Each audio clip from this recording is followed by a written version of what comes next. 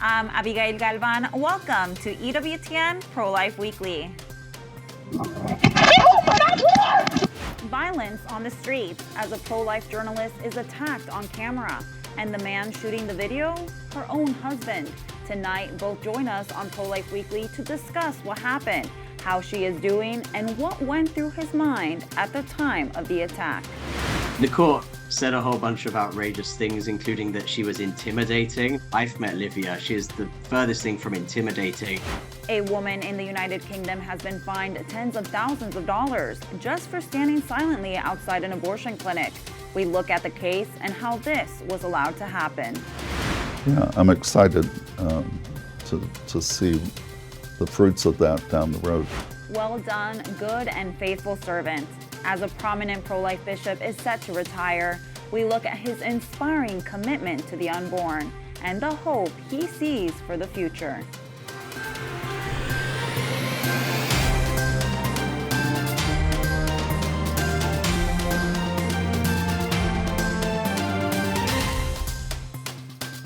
Não é essa a questão. We begin with shocking scenes out of New York, where a pro-life journalist is attacked on the street while interviewing a woman about her view on Planned Parenthood. That journalist, who is Catholic, is Savannah Craven and Tao. She works with Live Action and conducts these kinds of interviews regularly, discussing people's perspectives on abortion and providing a pro-life perspective. Savannah was talking about the financials of Planned Parenthood for a segment entitled, "What Does Planned Parenthood Do? Perception versus Reality." After a few minutes of discussion, the woman became violent and punched Savannah in the face, then walked away. Savannah was taken to the ER where she received stitches, and the police were notified about the attacker. Joining me now to discuss the attack and what led to it is the journalist herself, Savannah Craven and Tao, and her husband, Henry and Tao, the videographer of the interview. Savannah and Henry, thank you so much for joining us. First, Savannah, how are you doing? I'm doing really well. Thanks to prayer and the overwhelming amount of support that I've had online, and of course, just my husband always being by my side. It's been a lot mentally and physically, of course, but it's nothing compared to what's happening to over 1,000 babies every day. Wow. And Henry, can you tell us how the attack happened from your point of view? Yes, so thank you for having us here. And I was recording, and it was all very unfortunate because I never expected her to lay a hand on her because she was very friendly. She was the one who came up to us and started a conversation. So it was very shocking. And I didn't expect that to happen while they were having a conversation. It's just a conversation. If she didn't agree with her views, she could have walked away, but she decided to choose violence. No, and have you heard of any updates on the attacker? Yeah, go ahead. Yes, so the detectives are working on the case. She has been identified and she has a warrant out for her. They haven't, got her yet. So hopefully very soon. And Savannah, you are a journalist with Live Action, conducting interviews like this regularly. Have you seen responses like this before? Well, I'm used to people getting very agitated once I question their extreme views on abortion, or even just ask them simple questions to clarify their stance. I've had grown men spit at me, say horrible things that they want to happen to me, but I've never had anyone assault me like that. And if you watch the entire clip, which is on Live Action's YouTube, I encourage everyone to go watch the full unedited footage. You'll see that there was no obvious buildup to this woman's attack. It was like a light switch went off. That's very disturbing to watch. And Savannah, just based on your experience, what would you say is the best way to share the pro-life perspective? Absolutely. Well, getting out there on the streets and in real life and having conversations. I think the biggest issue nowadays is that people aren't forced to have conversations because we're so used to just having these keyboard wars online where people feel comfortable saying whatever they want. And then when they're actually questioned in real life, they're not able to handle it. This woman decided to do what a keyboard warrior says that they'll do online, and that's actually assault me. And does an event like this deter you from continuing interviews like this one? Absolutely not. I've already been back out there on the street, this time as Henry, not the cameraman, but just being my bodyguard. And I'll be having more bodyguards as I go out to these crazy leftist and pro-abortion rallies, because we have to continue to share the truth. Indeed. And we are in the season of Lent. Like, do you guys have a message of mercy for Brianna or anyone else who might hold her views? Yes, I mean, I'm just praying for everyone who's been hurt by abortion. Abortion is violence, therefore it breeds violence. And there's a lot of hurt that's going on with a lot of women across the world because of what abortion does. We're told it's a woman's right, that it should be empowering to just, just keep it inside because it's just a simple procedure. But then women are left feeling guilty, they're left feeling broken and like something is missing because abortion is ripping away your own self, basically. A part of you, a unique creation by God. And you think about any other animal in the world that would rip their baby out of their womb. It just doesn't happen. And Savannah, earlier you mentioned keyboard warriors saying these things, but then actually acting upon them. Have you been noticing an increase of violence out in the streets? Definitely. Ever since the fall of Roe v. Wade, we've seen more and more violence on pro-life activists, people who are doing even less things that I do, just praying outside of an abortion facility, just praying for the women that are walking in, not even making direct contact with people. It's insane. But this is what happens when you promote a culture of death, when your whole existence revolves around ending innocent lives, is that evil is going to come out, and the devil loves it. He loves abortion. He loves this anger. He loves this violence. And if people don't turn to God, it's just going to continue. And to your knowledge, has anyone that you've interviewed ever had an abortion? Yes. Many, many women that I've interviewed have had an abortion. They've been open with me about it. And one thing that I always like to share is that a lot of women in the pro-life movement are post-abortive, and they've unfortunately had to go through that to realize what abortion really was, and now speaking out against it. I've had so many messages over this past week of women messaging me and saying, I had an abortion 52 years ago. And I still think about what my baby could have been. This is not a 15-minute procedure and then you never think about it. It's not like ripping off a Band-Aid. It's not like taking a Tylenol. This is a human life that is being forever destroyed, and we're not getting them back. We can't get babies back from abortion, and we see how it affects women long term. Yeah, and finally, to close, a question for you both. What are signs of hope that you see? Yes. Want to take this one? Yes. So I don't think this event is going to, whatever incident happened is going to stop us from going out there and spreading the word, because it's just going to make us stronger. It's just that we need, security with us, and we just have to keep doing this work, because this is, if we're going to stop now, they're going to feel, they weakened us and we are not able to do anything about it. But that's not the case. This just has made us stronger and has motivated us to go out there and spread out the word even more. But now we have to be very smart about it and safe, because these people are obviously very violent, and she has a lot of pain inside her. I could see that later, when I sat down and watched the video. There was a lot of pain inside her, and when these people are not able to logically justify their statements, all they can do is violence. So yeah, I actually did see that too when I was watching the interview. It was hard to watch, but you could tell there was pain behind a lot of those answers. Do you guys have any final closing thoughts for our audience before we let you go? Absolutely. If you'd like to help support us in this fight, we have a Give, Send, Go set up, givesendgo.com/Savannah Craven, to help us continue to go out there and have security.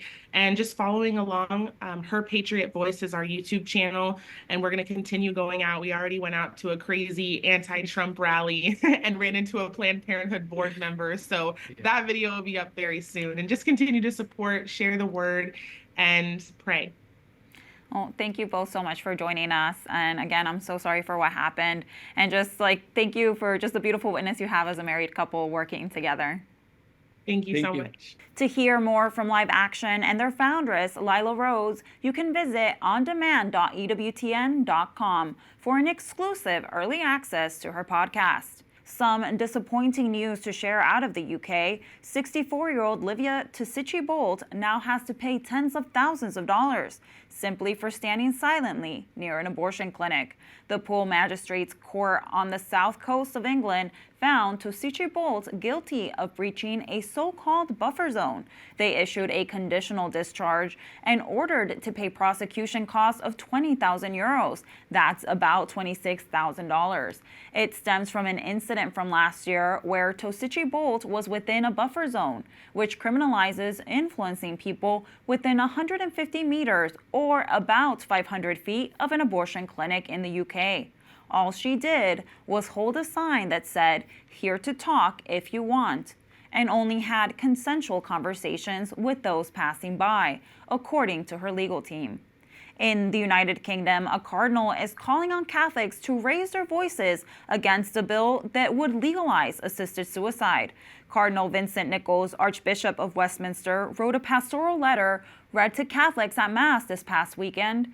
In it, he criticized not only the bill, but also the Parliament and its lack of due process regarding the measure. Specifically, he questioned why there hadn't been a royal commission or independent inquiry, saying, quote, "The bill itself is long and complex and was published just days before MPs voted on it, giving them inadequate time to consult or reflect upon it. The time for debate was minimal. The committee examining the bill took only 3 days of evidence. Not all voices were heard, and it comprises an undue number of supporters of the bill. In short, this is no way to legislate on such an important and morally complex issue." To dive further into both the conviction and Livia Toshiki Bolt and assisted suicide in the UK, Dr. Callum Miller, a research fellow at the University of Oxford, joins us now to break it all down. Callum, thank you for being with us today. The judge that convicted Toshiki Bolt told the court that Toshiki Bolt lacks insight that her presence could have a detrimental effect on women attending the clinic, their associates, staff, and members of the public. This argument about protecting the mental health and well-being of those seeking and perpetuating abortion is one commonly made when discussing buffer zone laws. What would you say to that? Yeah, I mean, the court said a whole bunch of outrageous things, including that she was intimidating. Now, they've met Livia because they were the ones, prosecuting her. I've met Livia. She is the furthest thing from intimidating, especially in this setting where she's really just offering consensual conversations, didn't even mention abortion on her side, didn't speak to anyone unless she was spoken to, and so on. And so, yeah, this is really quite outrageous. But when it comes to the mental health side of things, we actually have specific evidence. There have actually been studies on this topic. How is the mental health of women affected by people outside of abortion clinics? Well, those studies, there are two of them they found, is that even when there are protesters outside the abortion clinic, it actually has no significant lasting impact on the mental health of women who go for abortions. And so we can imagine that when there's not even a protest, but simply someone standing there silently with an offer to talk if somebody wants, this is, way less than even a protest. And so we can only imagine that the impact on someone's mental health would be even less, or might even be positive, given that many women, perhaps a quarter of women, are having abortions because they're forced to by somebody else. And so the mental health argument, might sound good to begin with, but when you look at the actual evidence we have on this subject, it's really completely baseless from an evidential point of view.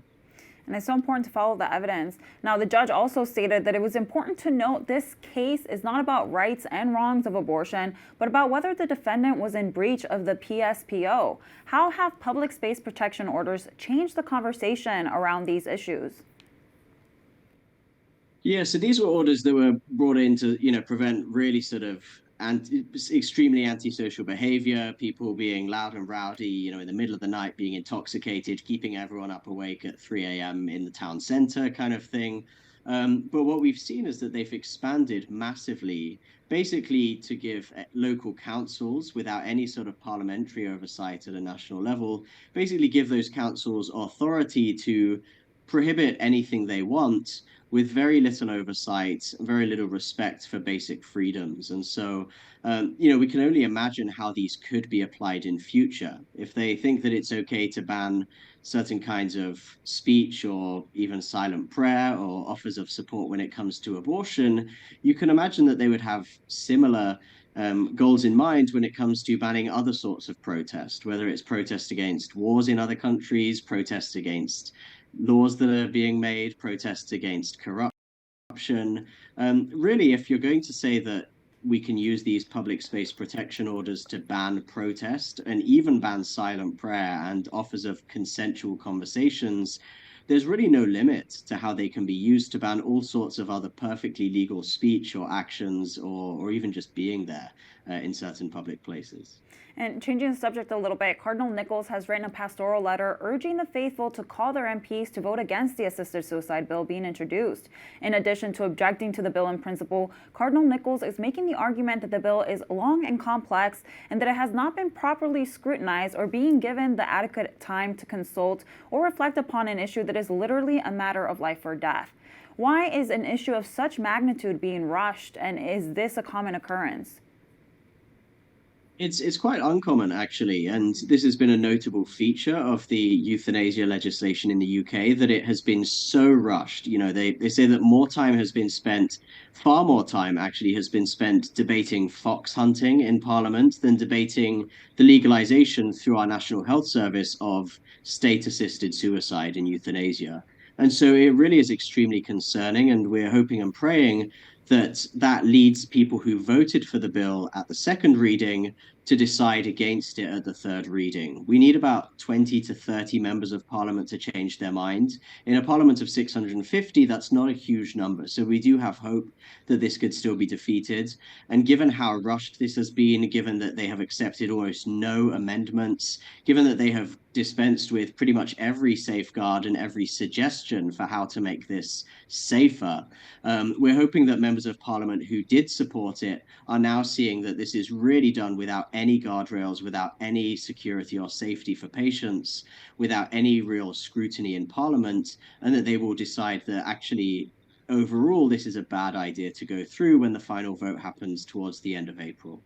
Well, Callum, thank you so much for joining us. We look forward to having you back. Thank you. An end of an era is coming to the Archdiocese of Kansas City in Kansas, as Pope Francis has accepted the resignation of Archbishop Joseph Naumann. Throughout his tenure, His Excellency has been an outspoken and dedicated voice for the unborn. For 3 years, he served as chair for the USCCB pro-life office, and in Kansas, he has fought tirelessly for the pro-life cause.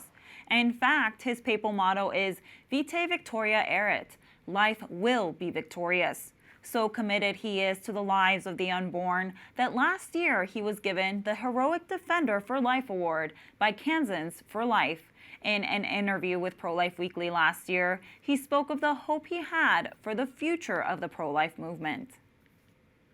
This is going to be an issue that we're going to deal with for a long time. I think there's a new wave of pro-life leaders that are emerging.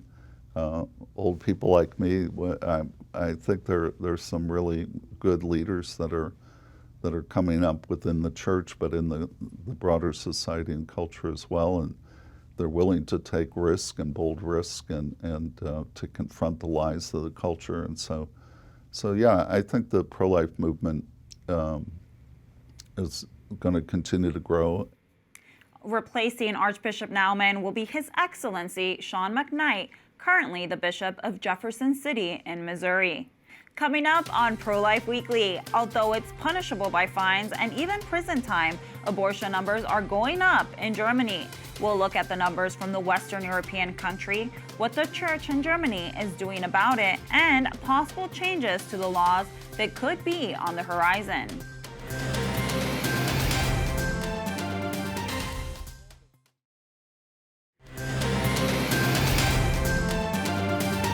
Our parents and carers are deeply concerned about the fact that there is, readily available some of the dangers that are inherent within social media spaces. And they worry about what their kids are accessing and how it's shaping and influencing the development of their child.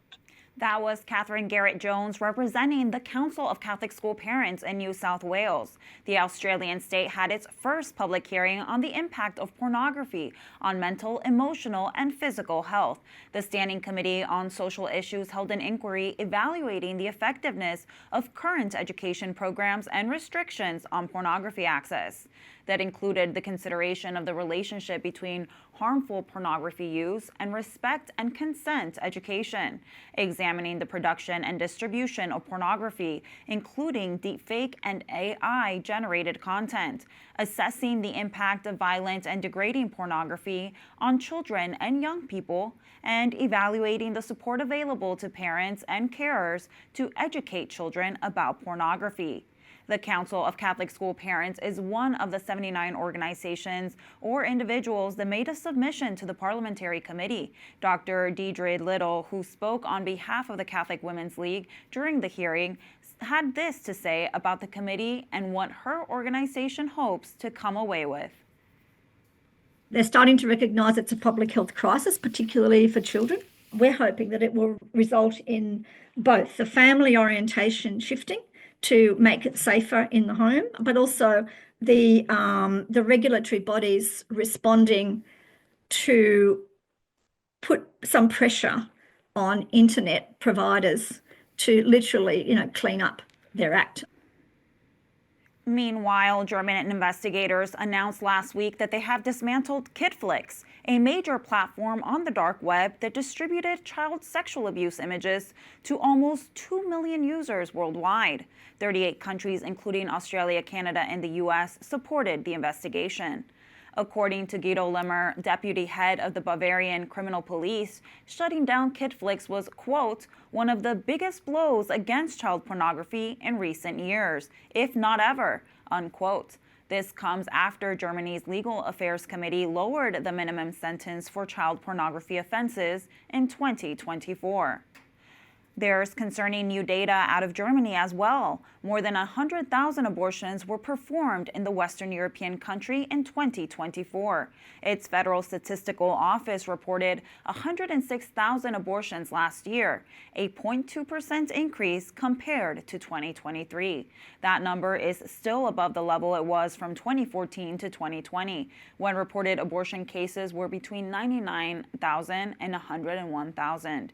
Abortion is punishable by fines or even prison time in Germany, but permitted in the first 12 weeks of pregnancy if a mother undergoes state-sanctioned counseling. The country also has exceptions for rape, incest, and the life of the mother. In recent years, Germany's government has loosened restrictions by completely removing abortion from its penal code. The Catholic Church in Germany explicitly opposes this removal and has called for the abortion paragraph to be reinstated.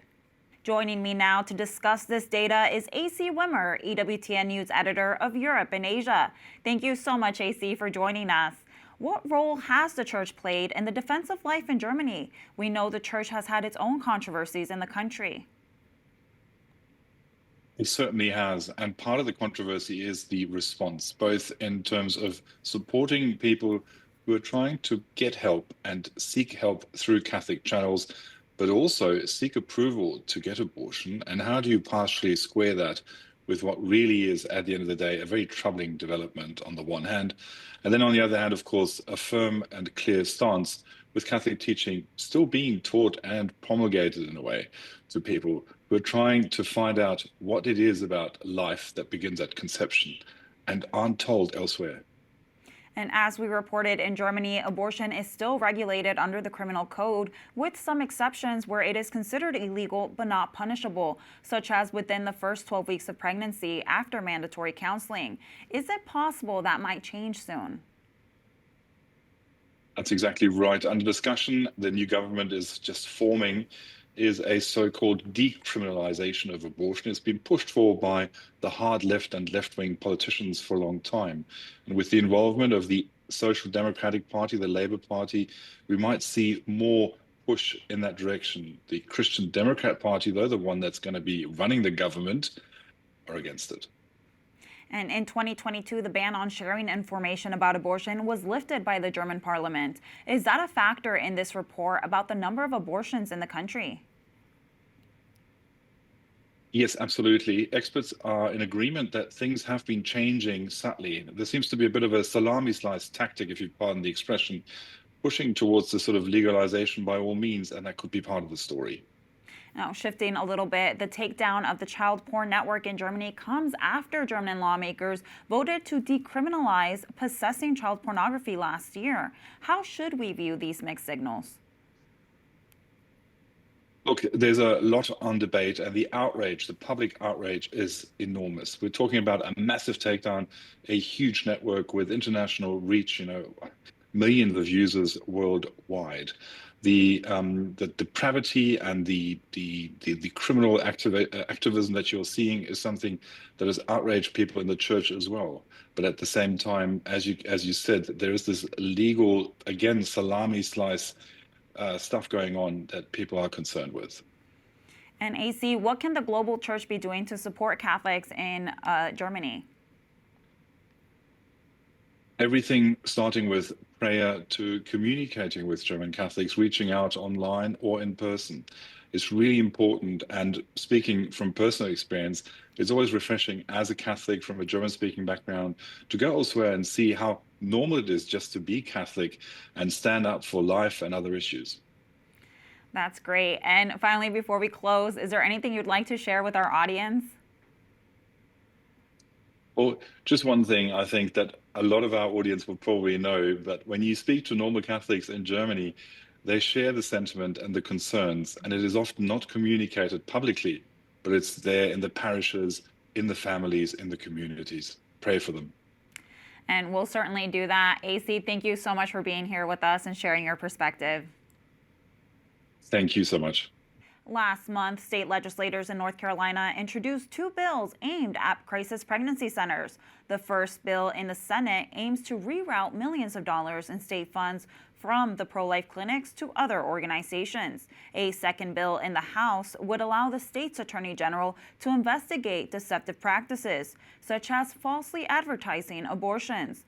Both chambers have a Republican majority and will likely not advance the legislation. And we have good news to end on. Although the annual National March for Life was in January, state marches have been keeping the fight for life going. Maryland, Virginia, and California all held their state marches late March and early April, with hundreds of youth, families, and students showing up to fight for life in their state. What a beautiful witness to life. Colorado and Oregon are among the next states to hold their marches for life in the coming months.